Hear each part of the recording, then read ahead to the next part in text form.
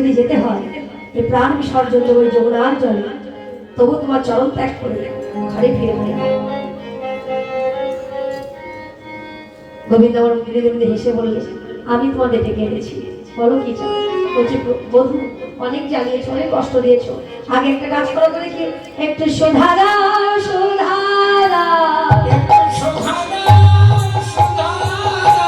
একটু সুধা দাও সুধা দাও ওহে আমাদের সুধা সুধা দাও সুধা দাও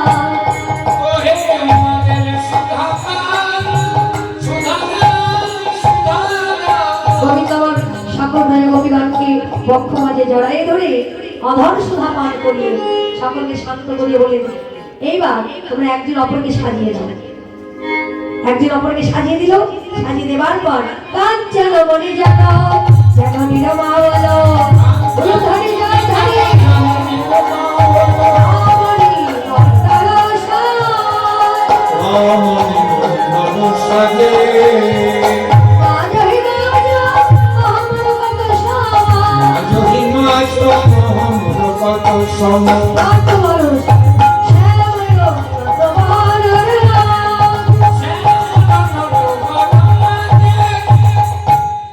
এইবার সবিদেনে সুন্দর রাসে চক্র নির্মাণ করলেন। কেমন ভাবে দেখুন, শারদ করে নিবাই লয় ব্রজমালা রাশি মিলনে সেই রাস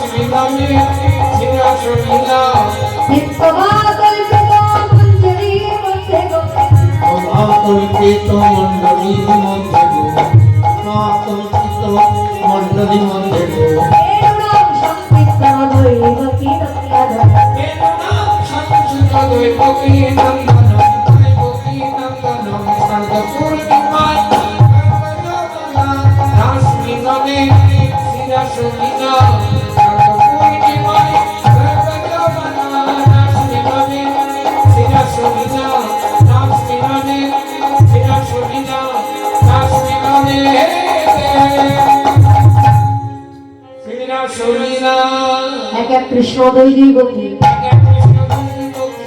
কৃষ্ণ এক এক গোপী, এক এক কৃষ্ণ দুই দুই গোপী।